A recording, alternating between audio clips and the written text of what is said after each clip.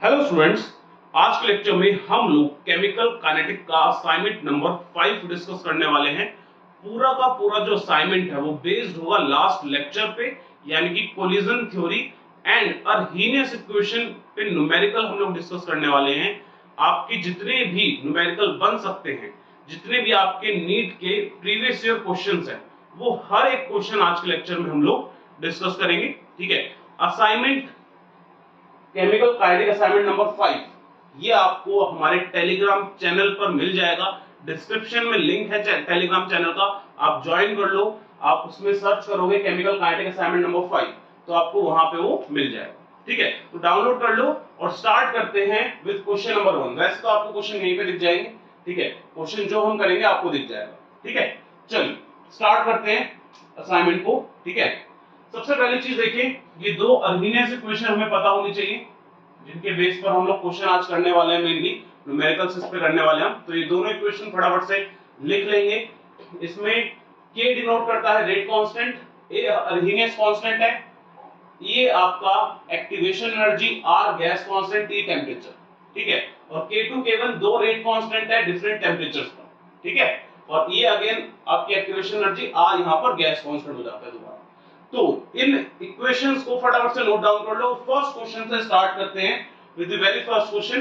Read करेंगे सबसे पहले फर्स्ट क्वेश्चन। क्वेश्चन गिवन है, what is the activation energy for a reaction if its rate double when temperature is raised from 20 degree Celsius to 35 degree Celsius.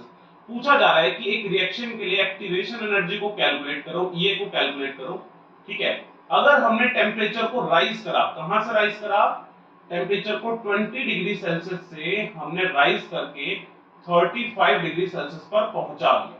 ठीक है, सबसे पहले जो जो चीजें क्वेश्चन में गिवन होती है ना, उनको उसी तरीके से लिख लेंगे हम। ठीक है, और रिलेशन दे रखा है कि जब हमने टेम्परेचर को राइज करा इतना, तो रेट जो है वो आपका डबल हो गया।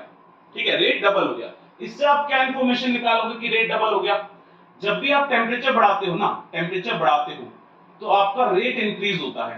बट रेट कैसे इंक्रीज होता है, किस तरीके से इंक्रीज होता है? तो हमें पता है कि rate is equals to, according to rate law, rate is equals to k A की पावर एक्स होता है, ए की पावर एक्स बी की पावर वाई, ये होता है रेट। ओके, नाउ अगर हम टेम्परेचर बढ़ाएंगे तो कंसंट्रेशन पर कोई असर नहीं पड़ेगा। कंसंट्रेशन बढ़ या घट नहीं सकती टेम्परेचर के साथ। तो अल्टीमेटली टेम्परेचर रेट को कैसे बढ़ाता है? टेम्परेचर के बढ़ाने से के की वैल्यू बढ़ती है। तो आपको जो रेट बोला जा रहा है ना कि रेट इंक्रीज हुआ, वो किस वजह से इंक्रीज हो रहा है? Due to increase in rate constant. तो इसमें जो आपको बोला जा रहा है कि रेट डबल हुआ, आप उसको सीधा सीधा ऐसे लिख सकते हो कि रेट कांस्टेंट डबल हुआ है। ठीक है, सीधा लिख सकते हो, रेट लिखने की जरूरत ही नहीं है, सीधा ये इंफॉर्मेशन हम निकालेंगे। ठीक है, तो ये हमने इंफॉर्मेशन क्वेश्चन से निकाल ली। अब आपको ऑप्शंस गिवन है, कौन सा ऑप्शन आपका करेक्ट है आपको बताना है। ठीक है, तो चलो स्टार्ट करते हैं क्वेश्चन को। नाउ T1 T2 गिवन है। ठीक है, K2 और K1 के बीच में रिलेशन गिवन है, E की वैल्यू निकालनी है। R गैस कांस्टेंट होता है, R की वैल्यू क्या आपको आंसर चाहिए, आपको ऑप्शंस में आंसर किलो जूल पर मोल में गिवन है।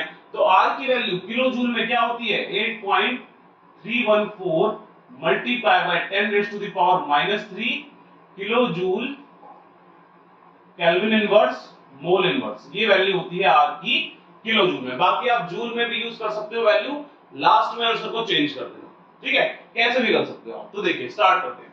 इन क्वेश्चंस में ना आपको क्वेश्चन स्लोली करना है, प्रैक्टिस जब कर रहे हो, बिकॉज आप क्वेश्चन, इन टाइप क्वेश्चन में सबसे ज्यादा गलती करते हो कैलकुलेशन। ठीक है, कैलकुलेशन मिस्टेक सबसे ज्यादा होते हैं इन क्वेश्चन में। तो देखिए स्टार्ट करेंगे। सबसे पहले वैल्यूज आप ये निकालना है। ठीक है, तो सारी वैल्यूज इस इक्वेशन में सब्स्टिट्यूट कर दीजिए। सब्स्टिट्यूट करी हमने, log k2 की जगह लिखा हमने 2k1 divided by k1 is equals to EA आपको निकालना है 2.303 मल्टीप्लाई बाय R की value 8.314 multiply by 10 raise to the power -3। ठीक है, 1 बाय T1 कितना है? T1 है 20 डिग्री सेल्सियस, जिसको हम केल्विन में क्या लिख सकते हैं? टेम्परेचर किसमें यूज होता है? यहाँ पर टेम्परेचर इन केल्विन यूज होगा हमेशा। ठीक है, तो 273 ऐड कर दिया, कितना हो गया 293। ठीक है, इसमें भी ऐड कर दो 273, कितना हो जाएगा ये हो जाएगा आपका 35 दिस 308। ठीक है, तो 1/T1 293 माइनस 308। देखो क्वेश्चन आपको दिख रहा है कि कैलकुलेशन मुश्किल है।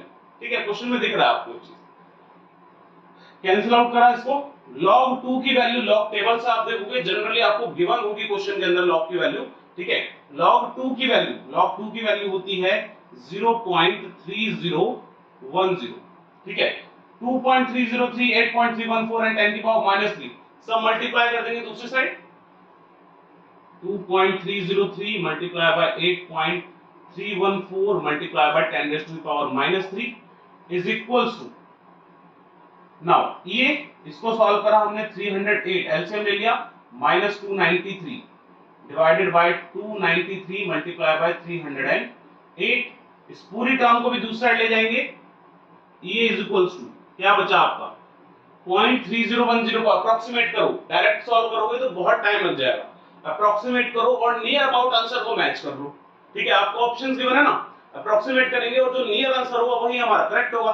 तो अप्रोक्सीमेशन देखो हम कैसे लगाएंगे, 0.3010 टू डिजिट तक अप्रोक्सीमेट करो हर वैल्यू को।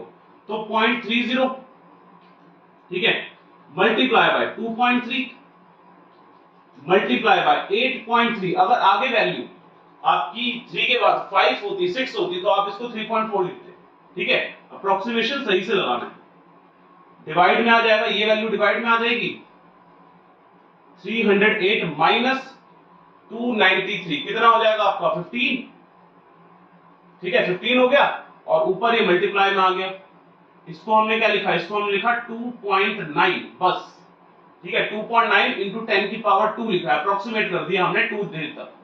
और इसको हमने क्या लिखा 308 है तो इसको मैं अप्रोक्सीमेट करके लिख रहा हूं 3.1 क्योंकि 8 आगे अप्रोक्सीमेट करोगे 2 डिजिट तक 3.1 हो जाएगा इंटू 10 की पावर 2। अब क्वेश्चन को सॉल्व करो, क्योंकि अब आपके पास हर एक वैल्यू जो है वो 2 डिजिट तक आ चुकी है। अब क्वेश्चन को सॉल्व करोगे तो कंपैरेटिवली थोड़ा सा इजी रहेगा। सॉल्व करते हैं और देखते हैं हमारा आंसर नियर अबाउट किस ऑप्शन के आता है। ठीक है, तो चलिए देखिए मल्टीप्लाई करते हैं, किस तरीके से करेंगे। तो सबसे पहले तो हमने मल्टीप्लाई किया 0.30 multiply by 2.3 multiply by 8.3 multiply by 2.9 multiply by 3.1। ठीक है, तो ऊपर आपका पूरा आ गया ये 51.48 तक 48 तक ले लिया हमने। 48 डिवाइडेड बाय 15 मल्टीप्लाई बाय 10 की पावर कितनी है 2 प्लस 2 कितनी हो गई 4। ठीक है, और ये 10 की पावर -3 साथ में लिखेंगे। ठीक है, तो -3 हो जाएगा और -3 का मतलब 1 आ गया। ठीक है, तो अब इसको डिवाइड कर दो फाइनली 15 से। तो देखिए हमारा आंसर जो आया ये आया हमारा 34.3 किलो जूल पर मोल। अब इसको चेक करो कि आंसर किसके नियर अबाउट आ रहा है, क्योंकि आपको एग्जैक्ट आंसर उससे मतलब नहीं है, आपको मतलब है कि आपका नियर अबाउट आना चाहिए, अप्रोक्सीमेशन करा हमने।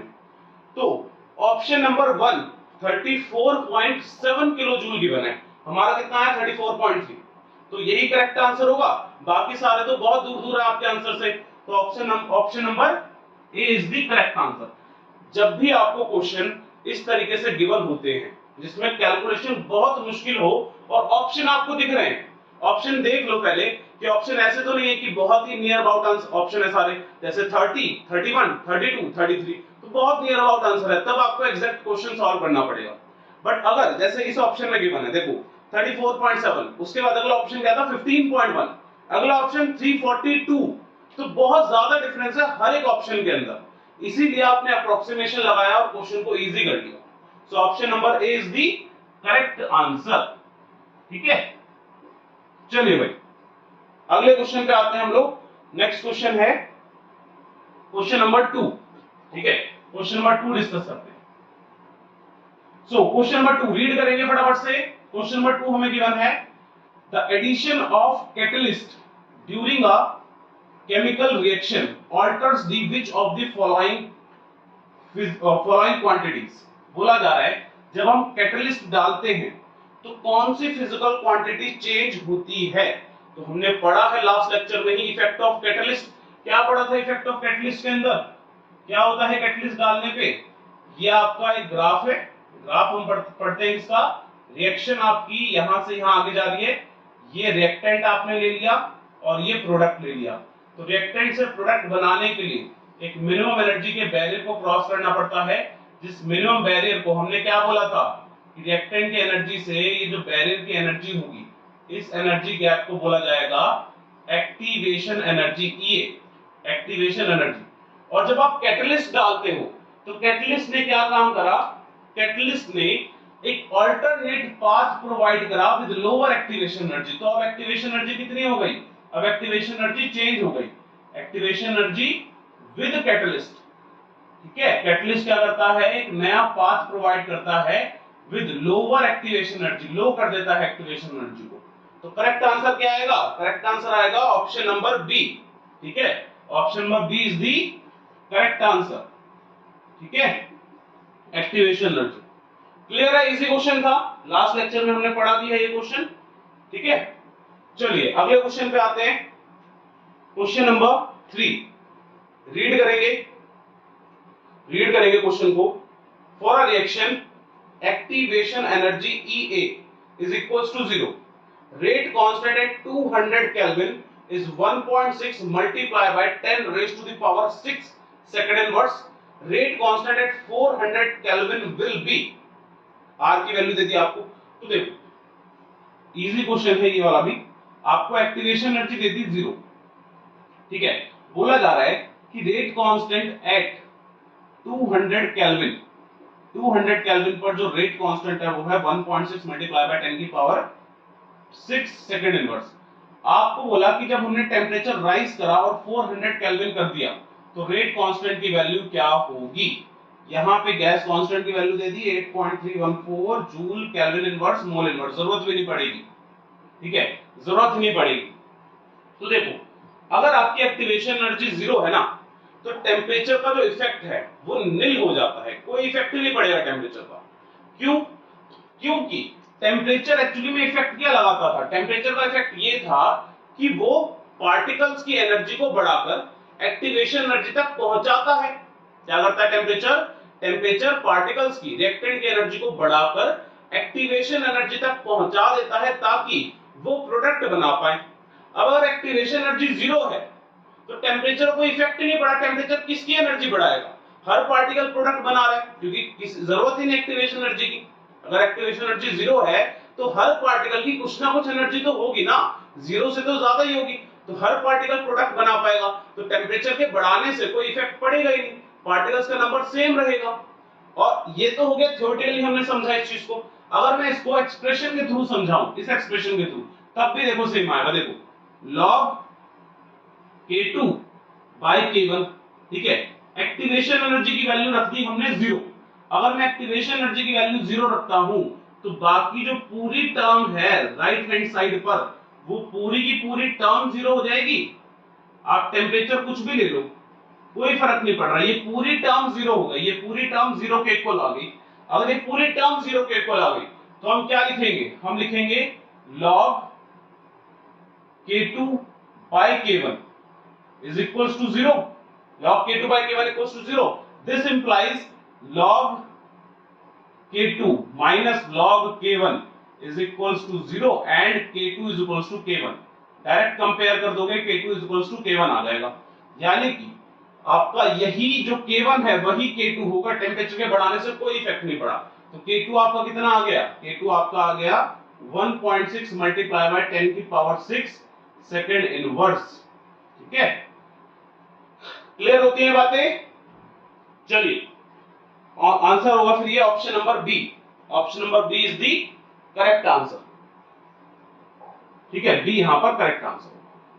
क्लियर, चलिए भाई अगला क्वेश्चन रीड करेंगे। Next question, question number 4। Question given है an increase in concentration, an increase in concentration of reactant of reaction leads to change in activation energy heat of reaction, threshold energy and collision frequency. तो बोला जा रहा है कि concentration अगर हम increase करते हैं तो किस चीज में चेंज आएगा। ठीक है, तो समझो कंसंट्रेशन को हमने इंक्रीज करा तो क्या चीज, किस चीज पर फर्क पड़ा। फोर्थ क्वेश्चन है, अगर आप कंसंट्रेशन बढ़ाते हो ना, कंसंट्रेशन को हमने इंक्रीज करा तो रेट बढ़ता है, रेट ऑफ रिएक्शन इंक्रीज होता है। ठीक है, अब वो किस वजह से इंक्रीज हुआ वो चीज हमें समझनी है। ठीक है, तो देखो लास्ट लेक्चर में हमने पढ़ा था कि रेट डिपेंड करेगा किस पर, बहुत सारे फैक्टर थे, उनमें सबसे पहला फैक्टर कोलिजन थ्योरी के अकॉर्डिंग एक रिएक्टेंट प्रोडक्ट तभी बनाएगा जब वो कोलाइड करेगा। कब बनाएगा? जब वो कोलाइड करेगा। ठीक है, तो इसने बोला कि रेट जो है वो डायरेक्टली प्रोपोर्शनल है कोलिजन फ्रीक्वेंसी के, मतलब जितने ज्यादा कोलिजन एक सेकंड के अंदर होंगे उतने ही प्रोडक्ट बनने के चांसेस होंगे। क्या बोला? जितने ज्यादा कोलिजन एक सेकंड के अंदर हो रहे हैं उतने ही प्रोडक्ट बनने के चांसेस होंगे। तो रेट डायरेक्टली प्रोपोर्शनल होता है कोलिजन फ्रीक्वेंसी के। अगर हमने कंसंट्रेशन को बढ़ाया तो देखो कुछ ऐसा दिखेगा आपको, एक ये है यहाँ पर पार्टिकल्स इस तरीके से अरेंज्ड है, ये हमने बोला कि लो कंसंट्रेशन, लो कंसंट्रेशन। अब कंसंट्रेशन को हमने बढ़ा दिया, हमने पार्टिकल्स बहुत ज्यादा डाल दिए एक यूनिट वॉल्यूम के अंदर, बहुत सारे पार्टिकल ऐसे डाले जाते उसी वॉल्यूम के अंदर, ये कंसंट्रेशन हमने क्या कर दी? कंसंट्रेशन इंक्रीज कर दी। अब आप खुद यहां पर इमेजिन करो कि किस केस के अंदर ज्यादा पार्टिकल कोलाइड होंगे। इस केस के अंदर ज्यादा पार्टिकल कोलाइड होंगे, ये इधर से उधर, कम जगह है तो सारे पार्टिकल एक दूसरे से टकराते रहेंगे। जैसे ग्राउंड है, ठीक है, एक ग्राउंड के अंदर आपने क्या करा, 5 लोग लिए और पांचों के आंखों पे पट्टी बांधी और बोला कि दौड़ो, तो उन 5 लोग का आपस में टकराने के चांसेस बहुत कम होंगे। ठीक है, वहीं पे आपने उसी ग्राउंड के अंदर 5 की जगह 500 लोगों को आंखें बंद करके बोल दिया घूमना शुरू करो, तो अब ज्यादा से ज्यादा कोलिजन होंगे, ज्यादा लोग टकराना शुरू होंगे। तो सिंपल सी बात है, ये तो प्रोबेबिलिटी है कि जितने ज्यादा आप लोग रखोगे उतनी ज्यादा उनके कोलिजन होगा। तो कंसंट्रेशन बढ़ाने से एक्चुअली में हुआ क्या? कंसंट्रेशन बढ़ाने से number of collision per unit time increase हो गया। एक यूनिट टाइम के अंदर जितने कोलिजन हो रहे थे पहले, कंसंट्रेशन बढ़ाने से उससे ज्यादा हो जाएंगे। तो करेक्ट आंसर यहां पर आएगा ऑप्शन नंबर डी। ठीक है, ऑप्शन डी यहां पर करेक्ट होगा, क्योंकि देखिए कंसंट्रेशन बढ़ाने से एक्टिवेशन एनर्जी पर कोई असर नहीं पड़ेगा। एक्टिवेशन एनर्जी चेंज होती है अगर आप टेम्परेचर बढ़ाओ या कुछ नेचर चेंज कर दो, आप कैटलिस्ट डाल दो, तब एक्टिवेशन एनर्जी चेंज होगी। हीट ऑफ रिएक्शन भी चेंज नहीं होगी, क्योंकि प्रोडक्ट ऑफ रिएक्टेंट के बीच में जितना चेंज है ना, हीट ऑफ रिएक्शन क्या होती है, ये देखिए, ये आपका ग्राफ है, वही सेम जो अभी हमने पीछे पढ़ा, रिएक्शन वर्सेस एनर्जी का ग्राफ। तो रिएक्टेंट से प्रोडक्ट बनाने के लिए एक मिनिमम एनर्जी बैरियर को क्रॉस करना पड़ता है। ठीक है, मिनिमम एनर्जी बैरियर को क्रॉस करना पड़ता है रिएक्टेंट से प्रोडक्ट बनाने के लिए। तो हीट ऑफ रिएक्शन ये होती है कि प्रोडक्ट से रिएक्टेंट के बीच में कितनी एनर्जी गैप है। तो ये एनर्जी चेंज नहीं होगी, चाहे रिएक्टेंट कितने भी बढ़ा दो, रिएक्टेंट और प्रोडक्ट के बीच का जो एनर्जी गैप है वो सेम रहेगा। ठीक है, और एक्टिवेशन एनर्जी भी सेम रहेगी। एक्टिवेशन एनर्जी क्या होती है? रिएक्टेंट से लेकर जो एक्टिवेटेड कॉम्प्लेक्स ये बन रहा है, यहां तक का एनर्जी गैप ये भी सेम रहेगा। कंसंट्रेशन बढ़ाने से कोई असर नहीं पड़ेगा इसमें। और अगर एक्टिवेशन एनर्जी सेम है तो थ्रेशोल्ड भी सेम रहेगी। थ्रेशोल्ड क्या होती है? 0 से लेकर मिनिमम एनर्जी रिएक्टेंट। कैसे डिफाइन करा था हमने थ्रेशोल्ड को? थ्रेशोल्ड होती है minimum energy required to form product. ठीक है, minimum energy required to form product. Product बनाने के लिए रिएक्टेंट को मिनिमम कितनी एनर्जी चाहिए? और एक्टिवेशन एनर्जी क्या होती है? मिनिमम एक्स्ट्रा एनर्जी रिक्वायर्ड, मतलब कुछ तो रिएक्टेंट के पास ऑलरेडी होगी, कुछ तो ऑलरेडी होगी। अब थ्रेशोल्ड वैल्यू तक पहुंचाने के लिए जो एक्स्ट्रा एनर्जी लगी उसको क्या बोल देते हैं हम? Activation energy. तो ना थ्रेशोल्ड चेंज होगी, ना एक्टिवेशन चेंज होगी, ना हीट ऑफ रिएक्शन चेंज होगी। चेंज क्या होगा? Collision frequency. तो करेक्ट आंसर आ जाएगा ऑप्शन नंबर डी। ठीक है, option number D is the correct answer. Clear? चलिए आगे बढ़ते हैं नेक्स्ट क्वेश्चन पे। Question number 5। Question number 5 read करेंगे क्वेश्चन को। क्वेश्चन गिवन है the rate constant for the decomposition, rate constant for the decomposition of hydrocarbon is 2.418 multiplied by 10 raised to the power minus 5 second inverse at 546 Kelvin. If the energy of activation is 179.9 kilojoule per mole, what will be the value of pre-exponential factor? Pre-exponential factor क्या पूछ लिया, बता सकते हो? क्या पूछा pre-exponential factor? हमसे पूछा है a को क्या बोलते हैं? अर्हीनियस कांस्टेंट, प्री एक्सपोनेंशियल फैक्टर, ठीक है, कुछ भी बोल दो इसको। प्री एक्सपोनेंशियल फैक्टर, एक्सपोनेंशियल से पहले जो चीज आ रही है, प्री एक्सपोनेंशियल फैक्टर, ठीक है। और आपको क्या दे दिया? रेट कांस्टेंट दे दिया।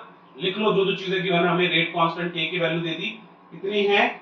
2.418 multiply by 10 raise to the power -5 second inverse. Question में जो जो चीजें गिवन है ना, अगर आप उसको एक बार लिख लोगे तो क्वेश्चन अपने आप ही आपके सामने हो जाता है, क्लियर हो जाता है कि कैसे करना है, ठीक है। तो ये आपको दे दिया। टेम्परेचर क्या दिया है इस पे?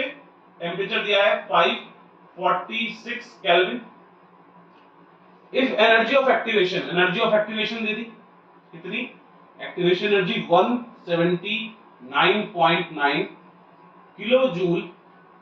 किलोजूल पर mole. Okay, what will be the pre exponential? A पूछा आपसे, तो बस ये क्वेश्चन आपके सामने। तो ध्यान दीजिए, इस क्वेश्चन में आपको दिख रहा है कि आपको सारी वैल्यूज गिवन है, ये सारी वैल्यूज गिवन है आपको के निकालना है। तो ना इसी इक्वेशन को आप इस फॉर्म में भी लिख देते हो, लॉग में जब लिखते हो आप, तो ये इक्वेशन ऐसे लिखी जाती है, log K is equals to log A minus E A by 2.303 RT. यही सेम इक्वेशन है, बस हमने लॉग ले लिया, सेम इक्वेशन है, ठीक है। तो इस इक्वेशन की हेल्प से हम ए की वैल्यू निकालेंगे, ठीक है। तो इक्वेशन लिख देते हैं हम नीचे, लॉग ए की फॉर्म, लॉग ए की फॉर्म में लिखेंगे E by 2.303 RT, left hand side चला जाएगा, तो हमने ऐसे लिखा log A is equals to log K plus E A by 2.303 RT. Okay, now सारी वैल्यूज को सब्स्टिट्यूट कर दो, आंसर आ जाएगा। लॉग के की वैल्यू क्या है, ये भी सब्स्टिट्यूट करेंगे, लॉग के 2.418 multiply by 10 raise to the power -5, okay, plus E की वैल्यू क्या है? ई की वैल्यू किलो जूल में है, या तो इसको जूल में कर लो, क्योंकि आर की वैल्यू आप जूल में लिखोगे, या आर को किलो जूल में ले लो, कुछ भी कर सकते हो, दोनों की सेम रखनी है वैल्यू, ठीक है। तो ई को हमने जूल में कर लिया, 179,900, पॉइंट को 3 डिजिट आगे शिफ्ट कर दिया, ठीक है, किलो जूल। ओके, तो ये आपका आ गया 1.179,900, ओके, डिवाइडेड बाय 2.303, आर की वैल्यू रखी हमने 8.314, टेम्परेचर हमें गिवन है 546, सारी वैल्यूज हमारे सामने है। अब इनको सॉल्व करेंगे और आंसर निकालेंगे। अब देखो, आंसर निकालने के लिए आप क्या करोगे? आप वही अप्रोक्सीमेशन यूज कर सकते हो, क्वेश्चन बहुत ही लेंथी चला जाएगा और आप डायरेक्ट इसको सॉल्व करोगे, ठीक है। ये वैल्यू तो आपको लॉग टेबल से मिल जाएगी, ठीक है, ये वैल्यू लॉग टेबल से मिल जाएगी, तो ये तो इजी है सॉल्व करना, ये तो डायरेक्ट आपको निकल जाएगी वैल्यू, बट यहां पर अप्रोक्सीमेशन लगाना पड़ेगा, ठीक है। तो पहले तो इसकी लॉग की वैल्यू देख लेते हैं, लॉग की वैल्यू क्या आती है, उसके बाद क्वेश्चन को आगे प्रोसीड करेंगे, ठीक है। तो देखिए, हमारे पास है लॉग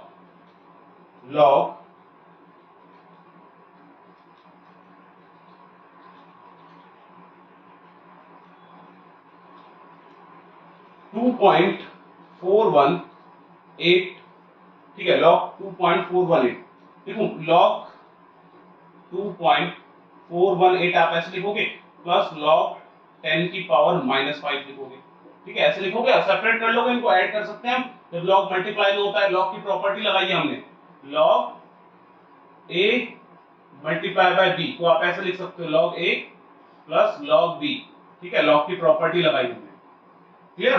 तो ये वैल्यू, इन दोनों वैल्यूज को सॉल्व करेंगे हम लोग, तो लॉग 2.418 की वैल्यू होती है 0.333834, और 10 की पावर, लॉग 10 की पावर जो भी है वही लॉग का आंसर होगा, तो यानी -5 आ जाएगा, ठीक है।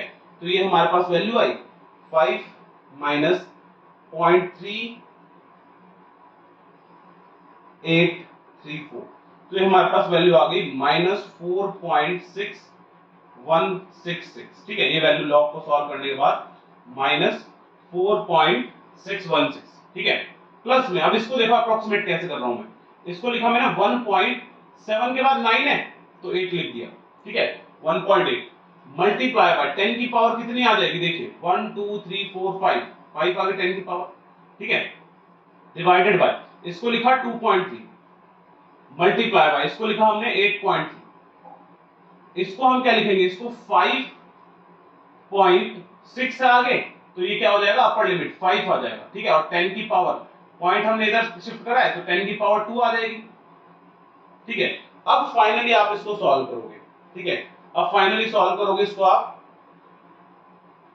तो हमारे पास है 1.8 डिवाइडेड बाय 2.3, 8.3 एंड 5.5, तो ये वैल्यू हमारे पास आ जाती है 17 इसको मैं सॉल्व करता हूं 0.017, और 10 की पावर कितनी होगी 1714, 10 की पावर 5 माइनस 2, 5 माइनस 2।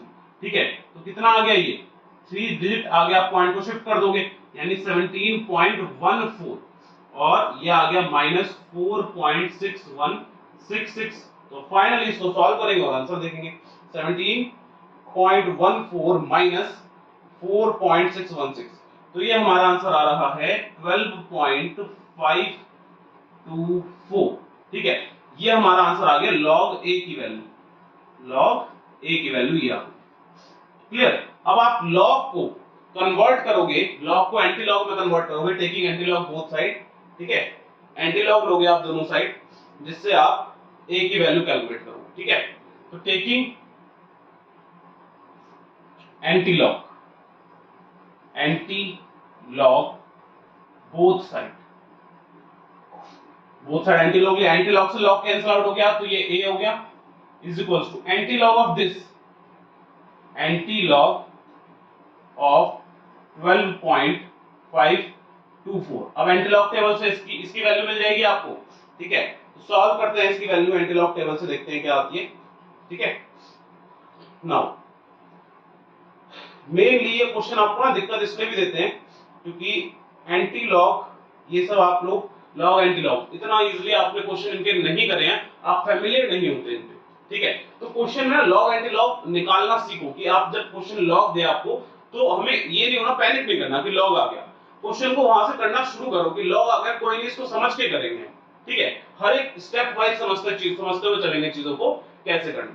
इसको मैं एक और तरीका बताता हूं, अगर देखो एंटी लॉग टेबल आपको देखना नहीं आ रहा, आप कैलकुलेटर से देखते हो ना, तो एंटी लॉग का एक्चुअली मीनिंग क्या होता है कि 10 की पावर में रख दो, तो कैलकुलेटर में जब आप 10 की पावर में इस वैल्यू को रखोगे ना तो आपको आंसर मिल जाएगा। एंटी लॉग का मतलब क्या होता है, 10 की पावर में रखना है। ठीक है, तो एंटी लॉग निकाला हमने 12.524 का, तो ये हमारे पास आ गया 3.34 मल्टीप्लाई बाय 10 की पावर 12, फाइनली ए की वैल्यू आ गई आपके पास। ठीक है, ये वैल्यू आ गई।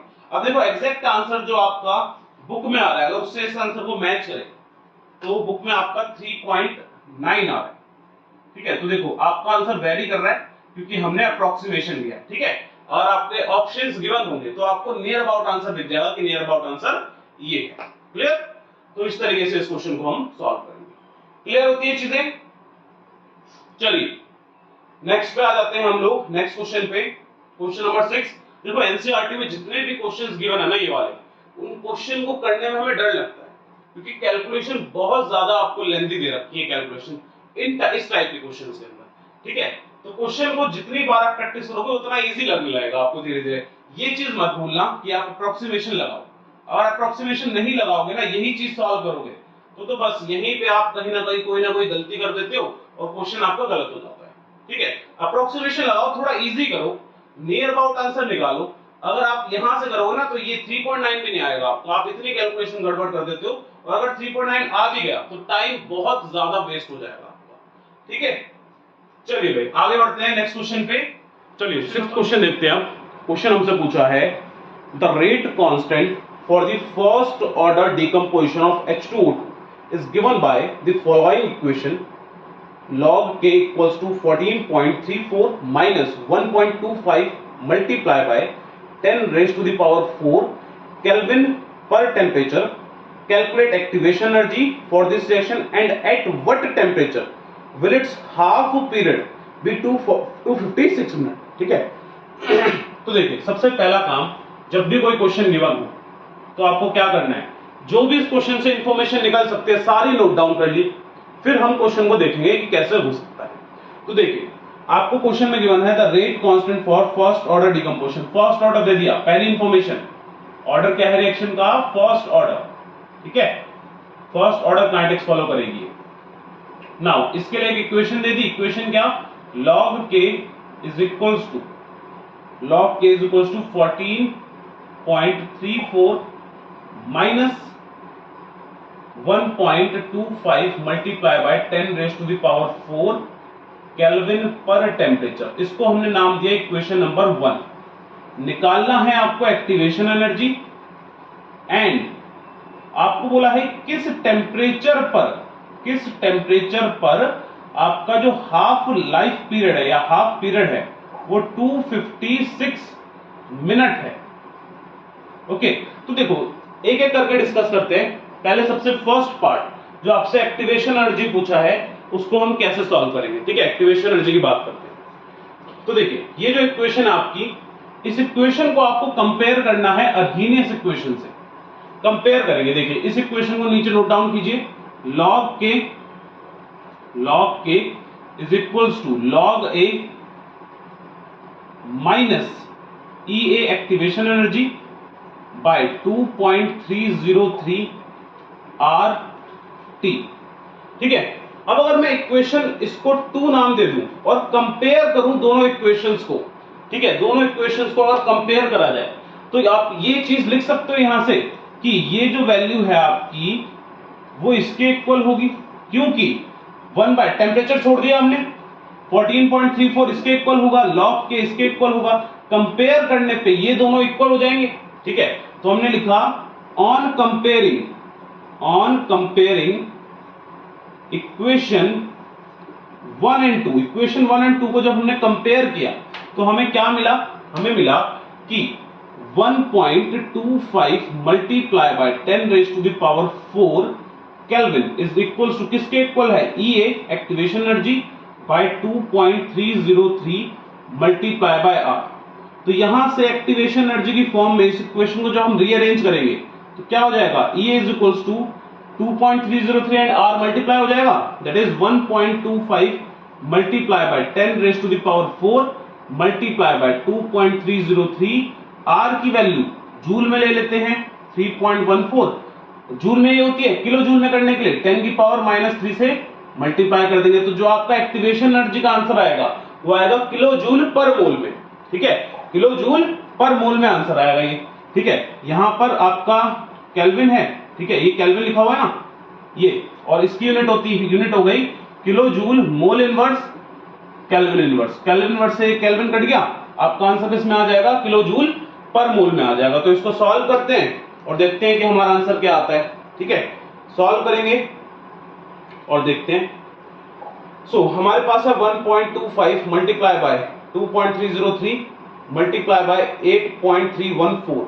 सो ये हमारे पास आंसर आया 23.93. ठीक है, 23.93 मल्टीप्लाई बाय 10 की पावर कितनी होगी? 4 और -3, यानी 10 की पावर 4 -3 1 हो जाएगी, which is equals to 239.3 kilo joule पर मोल. तो ये आ गया आपका फर्स्ट पार्ट क्वेश्चन का एक्टिवेशन एनर्जी जो हमसे पूछी है. ठीक है, तो यहां तक तो क्वेश्चन बहुत इजी होता है, आप लोग देखते ही समझ जाते हो क्वेश्चन कैसे करना है. आगे जो क्वेश्चन है थोड़ा सा टिपिकल कर दिया उन्होंने. देखिए, उन्होंने पूछा कि टेम्परेचर बताओ कौन सा जिस पर हाफ लाइफ पीरियड इतना है. और अगर हम अपनी इक्वेशन को देखें ध्यान से, जो इक्वेशन गिवन है उस इक्वेशन में आपको दिख रहा है कि जो आपका रेट कांस्टेंट K है, अगर हमें K पता हो तो टेम्परेचर इजीली निकल जाएगा. ठीक है, अगर रेट कांस्टेंट K पता हो तो टेम्परेचर बहुत आसानी से निकल सकता है. तो हमें क्या करना है इस हाफ लाइफ पीरियड से, क्योंकि फर्स्ट ऑर्डर रिएक्शन है, आप बहुत इजीली के निकाल सकते हो। k is equals to for first order equation 0.693 by half life होता है। फर्स्ट ऑर्डर काइनेटिक की इक्वेशन है ये हमारे पास, ठीक है, फॉर फर्स्ट ऑर्डर काइनेटिक्स। तो वैल्यू सब्स्टिट्यूट कर दो इसकी, 0.693 by T half, T half कितना है 256 मिनट में है। अगर आपको k की वैल्यू इस इक्वेशन में सब्स्टिट्यूट करनी है तो ऐसा यूनिट सेकंड्स में कन्वर्ट करनी पड़ेगी। तो क्या करोगे 256 मल्टीप्लाई बाय 60, ओके, तो ये k की वैल्यू हो गई। इस k की वैल्यू को सॉल्व करेंगे और सब्स्टिट्यूट करेंगे अपने आंसर में, ठीक है। तो सॉल्व करते हैं, 0.693 डिवाइडेड बाय 256 एंड 60, तो ये हमारा आंसर आया 4.5 multiply by 10 raise to the power -5। ये हमारा k का आंसर आया सेकंड इनवर्स में, ओके। नाउ अगर k की वैल्यू है तो टेम्परेचर अब आप इजीली निकाल सकते हो इस इक्वेशन में यूज करके। इस इक्वेशन को ना पहले रीअरेंज कर लो टेम्परेचर की फॉर्म में, ताकि इजी रहे क्वेश्चन फाइनली, ठीक है। तो देखो रीअरेंज हम कैसे कर लेंगे, log k हमने क्या करा, देखो log k की वैल्यू को ना इस साइड ले जाते हैं और इस वैल्यू को इस साइड ले जाते हैं, ठीक है। तो हम ऐसे लिखा है इस इक्वेशन को 1.25 मल्टीप्लाई बाय 10 की power 4 by t is equals to 14.34 minus log k, ठीक है, माइनस log k।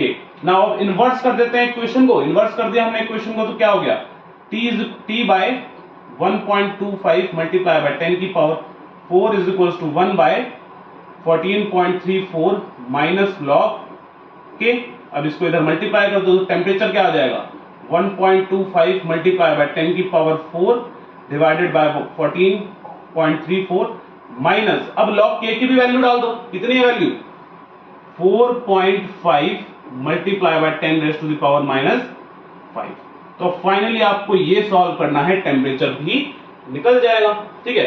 तो इसको सॉल्व करते हैं, फाइनली कितना आएगा log, इसको सेपरेट कर सकते हो आप, log जब आपका मल्टीप्लिकेशन में सेपरेट करके कैसे लिखोगे, temperature is equals to 1.25 multiply by 10 की power 4 divided by 14.34 minus, separate कर रहे हैं log 4.5 प्लस log 10 की पावर -5, सेपरेट कर दिया। जो दो चीजें मल्टीप्लाई में होती है एडिशन में लिख सकते हो, log 10 की पावर में जो भी वैल्यू होती है वही log का आंसर होता है, ठीक है।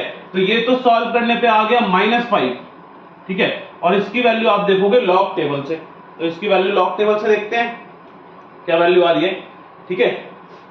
log 4.5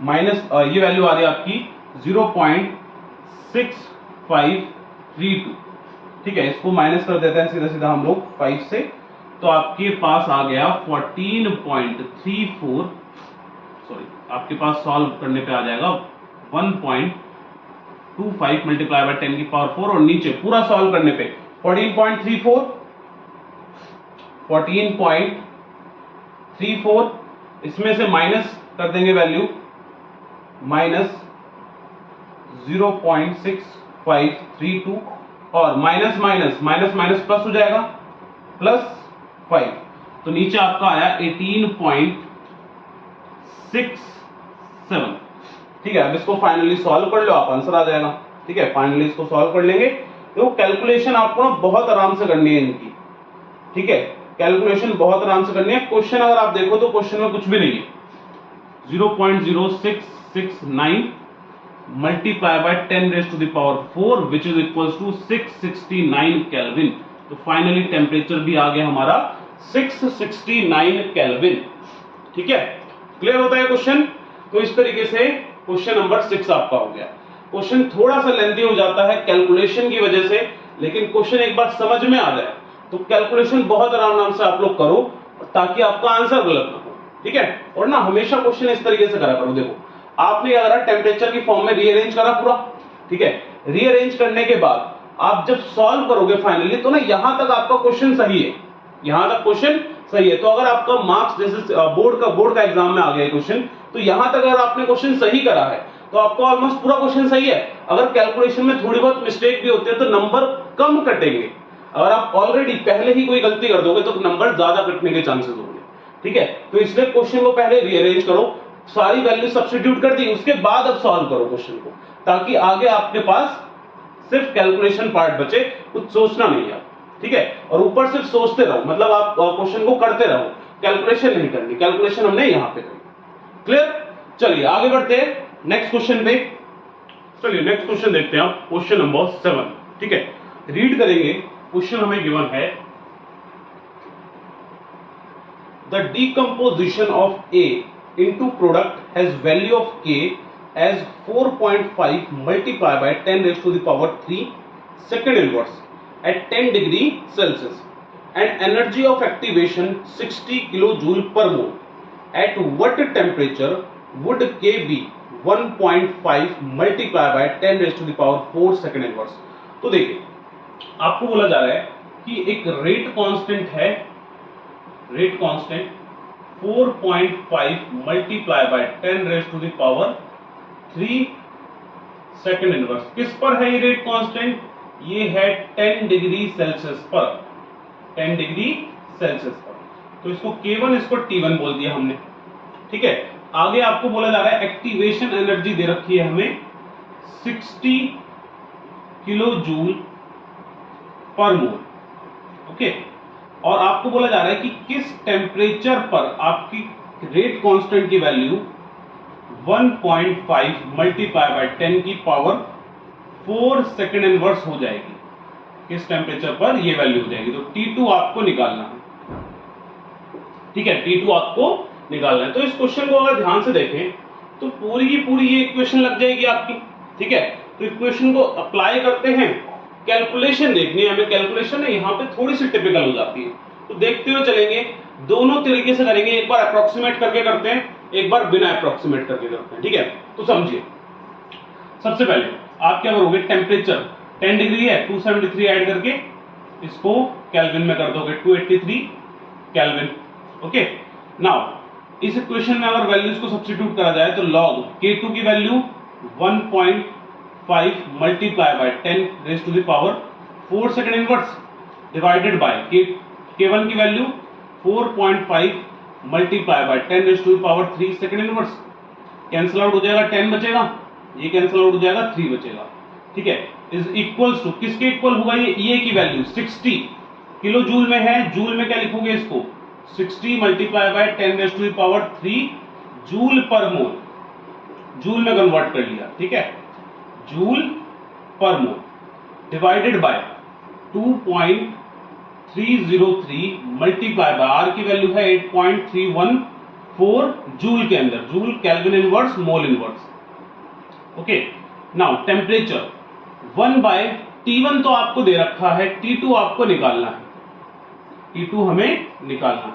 तो सबसे पहला काम आपने क्या किया, आपने लॉग को सॉल्व कर लिया, सेपरेट कर लेंगे, log 10 माइनस log 3। जब भी कोई डिवाइड में होता है तो आप उसको सेपरेट करके लिख सकते हो, ठीक है। एंड मल्टीप्लाई कर दिया, नीचे वाली जो सारी टर्म है इधर ले गए, ऊपर वाली इधर नीचे ले गए, तो multiply by 2.303 multiply by 8.314 divided by 60 multiply by 10 raise to the power 3, okay. और इस साइड एलसीएम ले लोगे, एलसीएम लिया तो आपने T2 minus 283 divided by 283 T2 आ गया, ठीक है। अब सबसे पहले ध्यान दीजिए, इस क्वेश्चन को ना हम अप्रोक्सीमेट करके कर रहे हैं, फिर मैच करेंगे अपने आंसर से कितना डेविएशन आता है, ठीक है। तो अप्रोक्सीमेट करिए सबसे पहले, देखो log 10 की वैल्यू 1 होती है, log 3 की वैल्यू log टेबल से मिल जाएगी 0.4771 होगी, ओके। 2.303 को अप्रोक्सीमेट करके हमने लिखा 2.3, 8.314 को अप्रोक्सीमेट करके लिखा 8.3, ठीक है, डिवाइडेड बाय 6 मल्टीप्लाई बाय 10 की पावर 4 हो जाएगा, ओके।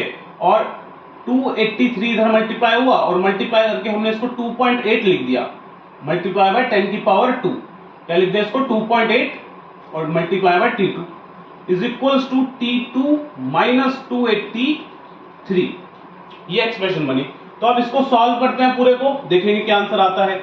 इसको सॉल्व करेंगे तो 0.52 यहीं तक ले लेते हैं, बस आगे लेने की जरूरत नहीं है, 0.52 multiply by 2.3 multiply by 8.3 divided by 6 और मल्टीप्लाई बाय 2.8 यहां तक है, ठीक है। मल्टीप्लाई बाय 10 की पावर आती है 2 माइनस 4 यानी minus 2, T2 is equals to T2 minus 283। Now अब आपके पास इससे इजी नहीं हो पाएगा क्वेश्चन, इतना आपको सॉल्व करना पड़ेगा, इसके बाद आपको सॉल्व करना पड़ेगा ये क्वेश्चन, ठीक है। तो इसको सॉल्व करते हैं और देखते हैं क्या आंसर आता है। अगर आपको इसको कट करना है तो इतना और कट कर सकते हो, ठीक है, बाकी क्वेश्चन में कुछ फर्क नहीं पड़ेगा इससे। तो चलिए इसको देखते हैं क्या वैल्यू आती है आपकी, ठीक है, सॉल्व करके। हमारे पास है 0.26 multiply by 2.3 multiply by 8.3 multiply by 2.8, ठीक है, एंड डिवाइडेड बाय 3। तो ये वैल्यू आ गई ऑन सॉल्व करने पे 4.63 मल्टीप्लाई बाय 10 की पावर -2 T2, ठीक है, ये वैल्यू आ गई which is equals to T2 minus 283। Okay, now इस वैल्यू को इधर ले गए, T2 वाले को उधर ले गए, तो 283 is equals to T2, this T2 minus, इसको हम क्या लिख सकते हैं, इसको लिख सकते हैं 0.0463 T2, माइनस कर देंगे दोनों को, कितना आएगा T2 माइनस 0.0463, तो ये हमारे पास आ गया 283 इज इक्वल्स टू 0.9537 और फाइनली इसको हम डिवाइड कर देंगे, देखते हैं 283 डिवाइडेड बाय 0.9537, तो कितना आंसर आता है 283 डिवाइडेड बाय 0.9537, तो ये आंसर आया आपका 296.7 केल्विन।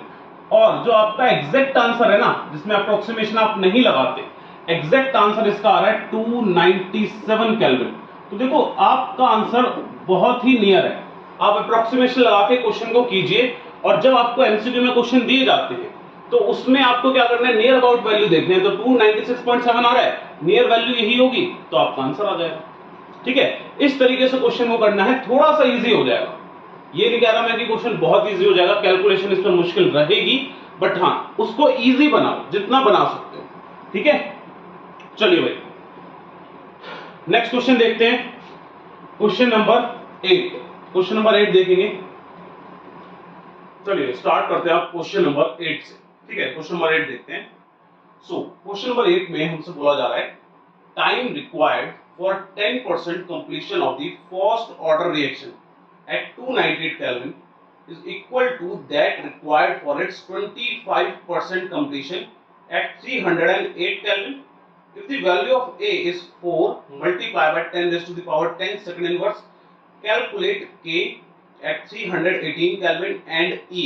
तो देखो आपको क्वेश्चन में क्या दिया, क्वेश्चन नंबर 8 में आपको क्या इंफॉर्मेशन दिया, आपको बोला कि T 10% इक्वल है किसके, T ऑफ 25%, बट दोनों एक ही रिएक्शन के लिए, कैसे, ये आपको दे रखा है 298 केल्विन पर, 298 केल्विन पर हमने 10% रिएक्शन देखी, और 308 केल्विन पर 25% रिएक्शन देखी, दोनों का टाइम इक्वल है, ठीक है।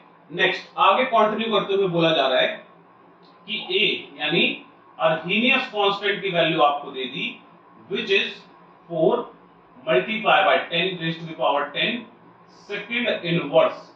ओके, आगे कंटिन्यू करते हुए हमसे बोला जा रहा है कि आपको K निकालना है, K कब निकालना है, K एट 318 केल्विन, इस टेम्परेचर पर K निकाल दो एंड एक्टिवेशन एनर्जी निकाल दो, ठीक है। तो ध्यान दीजिए, अगर आपको रेट कांस्टेंट निकालना है, अगर आपको रेट कांस्टेंट K निकालना है, ठीक है, ये K निकालना है इस टेम्परेचर पर, तो आपको क्या चाहिए होगा, इस टेम्परेचर पर अगर K निकालना है, अर्हीनियस कांस्टेंट गिवन है आपको, ठीक है, R कांस्टेंट होता है, अगर E की वैल्यू निकल जाए तो आप इसमें अर्हीनियस कांस्टेंट E और टेम्परेचर की वैल्यू सब्स्टिट्यूट करके अपना आंसर निकाल सकते हो, K की वैल्यू निकाल सकते हो, ठीक है, बिल्कुल निकल जाएगी।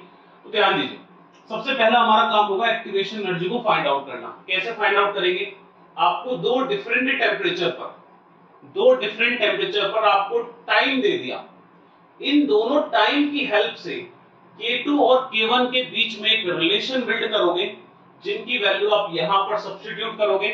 वैल्यू सब्स्टिट्यूट करी, R की वैल्यू सब्स्टिट्यूट करोगे, T1 T2 सब्स्टिट्यूट करोगे, ये निकल जाएगा। तो पहले ये निकालोगे, ये की वैल्यू यहां सब्स्टिट्यूट करोगे, K निकालोगे। तो बहुत लेंथी क्वेश्चन है, साथ में देखते जाओ क्वेश्चन कैसे करेंगे हम लोग, ठीक है, देखते जाना है। तो सबसे पहले for first order kinetic, first order kinetic की बात अगर हम लोग करें, जो कि क्वेश्चन में मेंशन्ड है, फर्स्ट ऑर्डर, ठीक है, फर्स्ट ऑर्डर की बात करें तो टाइम की इक्वेशन होती है 2.303 by K log R not, R not होता है initial concentration of reactant by R, okay, R not by R. Now अगर हमें फॉर, हमें दे दिया क्वेश्चन में कि आपको निकालना है 10% रिएक्शन के लिए, ठीक है, तो दो केस लेने हैं। फॉर 10% रिएक्शन, 10% रिएक्शन की जब बात करी जाएगी तो हम क्या बोलेंगे, हम T 10% बोलेंगे, T 10% बोलेंगे उसको, और इस पर्टिकुलर टाइम पर जो R है फाइनल कंसंट्रेशन वो कितनी होगी। अगर 10% रिएक्शन आपकी हो गई तो आपका जो फाइनल कंसंट्रेशन है वो 90% बचा होगा इनिशियल वैल्यू के, यानी 90% ऑफ R नॉट, ठीक है, 90% ऑफ R नॉट, जिसको हम सॉल्व करके क्या लिख सकते हैं, 90/10/100 R not which is equals to 9/10 R not, ठीक है। तो ये दोनों वैल्यूज इस इक्वेशन में सब्स्टिट्यूट करेंगे और देखेंगे क्या आता है। T 90%, sorry T 10%, T 10% is equals to 2.303 by इस टेम्परेचर पर, इस टेम्परेचर पर जो K है उसको हमने बोल दिया K1, ठीक है, लॉग R नॉट को एज इट इज लिखा, और R की जगह हमने क्या लिखा, 9/10, 9/10 ऊपर आ जाएगा R naught, okay, 9/10 R naught आ गया।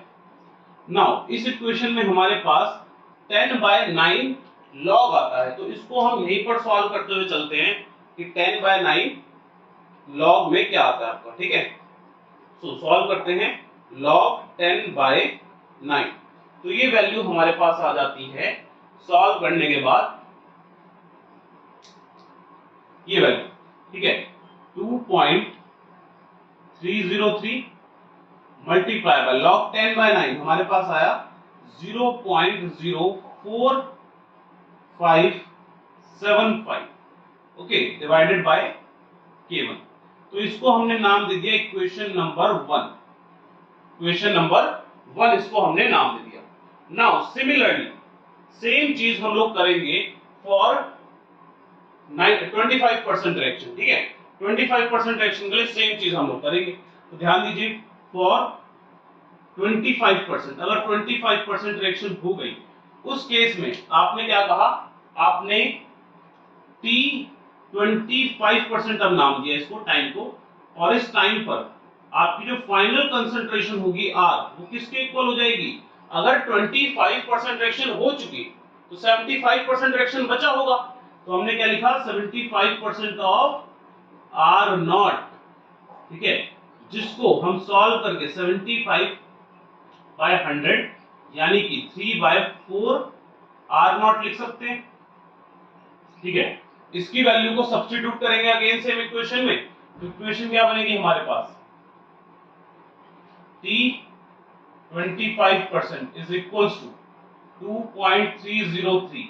अब इस टेम्परेचर पर जो आपके पास K है उसको आपने K2 बोल दिया, ठीक है, log R not divided by क्या है, 3/4 R नॉट, तो 3/4 R नॉट, R नॉट से R नॉट कैंसिल आउट हो गया, ठीक है, 4/3, लॉग के अंदर 4/3 आ रहा है, सॉल्व कर लेंगे लॉग के अंदर 4/3 को। सो लॉग में हमारे पास आ रहा है 4/3, जो कि सॉल्व करने पे हमारे पास आ जाता है 2.30 मल्टीप्लाई बाय 0.1249 बाय K2। इसको नाम दीजिए इक्वेशन नंबर 2। नाउ अब हमें क्या करना है, दोनों इक्वेशन को डिवाइड करना है या दोनों को इक्वेट कर दो, क्योंकि हमें पता है कि क्वेश्चन में जो गिवन है 10% 25% के इक्वल है, ठीक है। तो यानी कि इक्वेशन नंबर 1 और इक्वेशन नंबर 2 दोनों के इक्वल है, ठीक है। Equation 1 is equals to equation 2, दोनों को इक्वेट कर दो। इक्वेशन 1 की वैल्यू क्या है, इक्वेशन 1 की 2.303 multiply by 0.04575 divided by K1 is equals to 2.303 multiply by 0.1249 divided by K2, ठीक है। K2 बाय K1 की फॉर्म में रीअरेंज करा हमने, 2.303 से 2.303 कैंसिल आउट हो गया, 0.1249 डिवाइडेड बाय 0.04575। सो ये हमारे पास K2 और K1 के बीच में रिलेशन आएगा, ठीक है। सॉल्व कर लेंगे इसको, 0.1249 डिवाइडेड बाय 0.04575। तो ये हमारे पास वैल्यू आई सॉल्व करने पे K2 bye K1 2.73। Now substitute करेंगे इस इक्वेशन में आप वैल्यू और EA को कैलकुलेट करेंगे, ठीक है। तो अब सब्स्टिट्यूट करते हैं, substituting above value in Arrhenius equation, ठीक है। अर्हीनियस इक्वेशन में सब्स्टिट्यूट करेंगे तो सारी वैल्यू सब्स्टिट्यूट करो। देखो log K2 बाय K1 को हमने क्या लिखा 2.73 इज इक्वल्स टू EA हमें कैलकुलेट करना है, ठीक है। 2.303 R की वैल्यू क्या लिखी हमने, R की वैल्यू लिखी 8.314 जूल के अंदर है ये, ठीक है। log नहीं आएगा, 1 बाय T1 कितना है 298 T2 कितना है 308। सॉल्व करेंगे इसको अब हम लोग, ठीक है। सॉल्व करेंगे, सारी वैल्यूज को इधर ले जाते हैं, log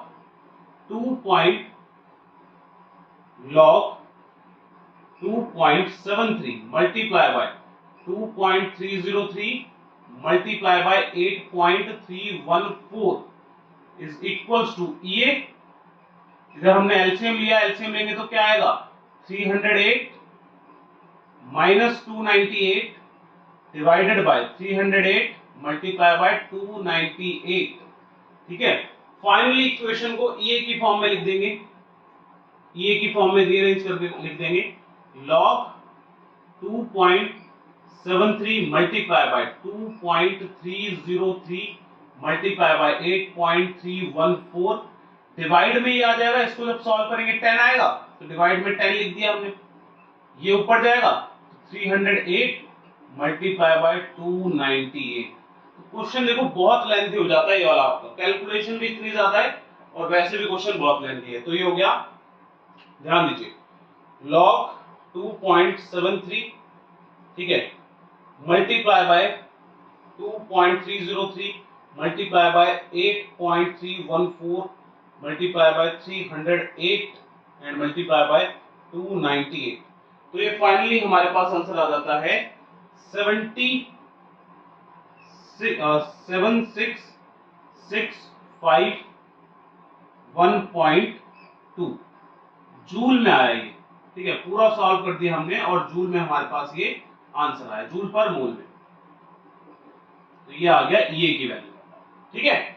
EA की वैल्यू आप क्या, ये जस्ट ये किलो जूल में भी लिख सकते हो आप इसको, आंसर को 76.65 किलो जूल पर मोल हो जाएगा, ठीक है। अगर आप लोग इसमें लिखते हो किलो जूल में लिखते हो, 10 की पावर पॉइंट को 3 डिजिट आगे शिफ्ट कर दो, तो ये निकला भी आपका पहला पार्ट आपका हो गया। अभी भी क्वेश्चन बचा है, ये अभी क्वेश्चन में हमें क्या निकालना है, K निकालना है। तो अब इस क्वेश्चन को आगे देखिए, आगे हमें क्या करना है, आगे K निकालना है। तो K में वैल्यू को सब्स्टिट्यूट करेंगे, ठीक है। तो देखिए इक्वेशन में हमें वैल्यू को सब्स्टिट्यूट करना है, तो log K आपको निकालना है, log A की वैल्यू क्या दे रखी है 4 मल्टीप्लाई बाय 10 की पावर 10, 4 मल्टीप्लाई बाय 10 की पावर 10 माइनस ये की वैल्यू क्या है, ये की वैल्यू अभी निकाली आपने 76.65 किलो जूल में लिख रहे हैं वैल्यू। अगर किलो जूल में लिख रहे हो तो आर की वैल्यू भी किलो जूल में लो। आर की वैल्यू किलो जूल में क्या होती है 8.314 multiply by 10 raise to the power -3 kilo joule में आर की वैल्यू है। मल्टीप्लाई बाय टेम्परेचर, किस टेम्परेचर पर निकालना है 318 पर। नाउ अब इसको सॉल्व करेंगे और देखेंगे फाइनली क्या आंसर आता है। log 4 एंड 10 की पावर 10, इसको क्या लिखेंगे, log 4 की वैल्यू होती है 0.6020 और log 10 की value log 10 raise to power 10 की वैल्यू 10 होगी, क्योंकि दोनों मल्टीप्लाई में है, ऐड करके लिख सकते हो ना जब मल्टीप्लाई में होते हैं।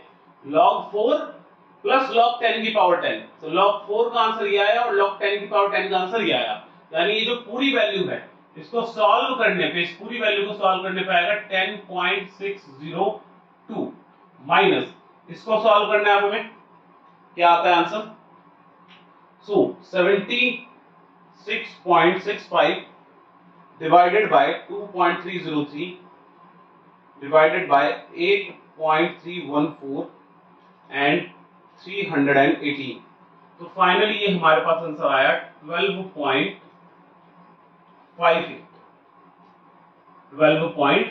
ये आंसर आया। तो अब इसको हम सॉल्व करेंगे, -12.58 इसमें से माइनस करना 10.602, तो हमारा आ गया ये -1.98 log k की वैल्यू। नाउ अब आपको एंटी लॉग लेना पड़ेगा दोनों साइड और फाइनली k की वैल्यू निकलेगी। ठीक है, taking anti log both side, anti log से लॉग कैंसिल आउट हो जाएगा, एंटी लॉग लिया हमने और एंटी लॉग लेते ही ये k आ गया और anti log of -1.98। Now finally अब आपका आंसर निकलेगा, फाइनली क्या आएगा, ठीक है, एंटी लॉग लेंगे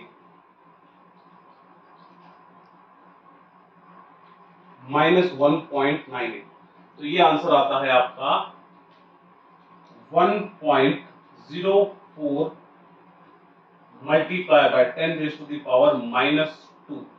फाइनली के का आंसर ये आता है।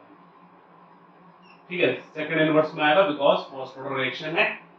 तो देखिए क्वेश्चन बहुत लेंथी है, इसीलिए ये वाला क्वेश्चन आज तक कहीं नहीं आया, क्योंकि लेकिन ना क्वेश्चन आपको बहुत सारी बातें समझा देता है, तो क्वेश्चन करना जरूरी है ताकि आपके कंसेप्ट बिल्ड हो, बहुत अच्छे से बिल्ड हो। बट हाँ, इतना लेंथी क्वेश्चन आने के चांसेस बहुत कम हो जाते हैं। ठीक है, क्योंकि आपने खुद देखा कि आपने यहाँ पे 10%, 25% दोनों इक्वेशन लगा दी, फिर आपने उनकी वैल्यू को सब्स्टिट्यूट करके ए को निकाला, ए से फिर आपने फाइनली के निकाला, तो बहुत बड़ा क्वेश्चन बन जाता है ये, इसीलिए इसके आने के चांसेस भी कम होते हैं। ठीक है, चलिए आज का जो हमारा असाइनमेंट था वो कंप्लीट हो चुका है। टोटल 8 क्वेश्चंस का असाइनमेंट था। हमने कोलिजन थ्योरी पर जो भी क्वेश्चंस बनते हैं, यानी कि कोलिजन थ्योरीज के अरेनेस इक्वेशन पे, अरेनेस इक्वेशन पे जो भी क्वेश्चंस बनते हैं वो आज हमने डिस्कस कर लिए। ठीक है, तो अब हमारा चैप्टर पूरी तरीके से कंप्लीट हो चुका है। लास्ट एक वीडियो और आएगी इस चैप्टर की, जिसके अंदर हम नीट के पीवाईक्यूज यानी कि मिसलेनियस असाइनमेंट होगा, जिसके अंदर शुरू से लेके एंड तक जो भी हमने इस चैप्टर के अंदर पढ़ा है, हर एक क्वेश्चन जो कि आपके नीट के एग्जाम में आ चुका है, यानी कि पीवाईक्यू, हम सारे के सारे डिस्कस करने वाले हैं नेक्स्ट सेशन के अंदर। ठीक है, चलिए मिलते हैं नेक्स्ट लेक्चर के अंदर। अगर कोई डाउट हो तो आप लोग कमेंट सेक्शन में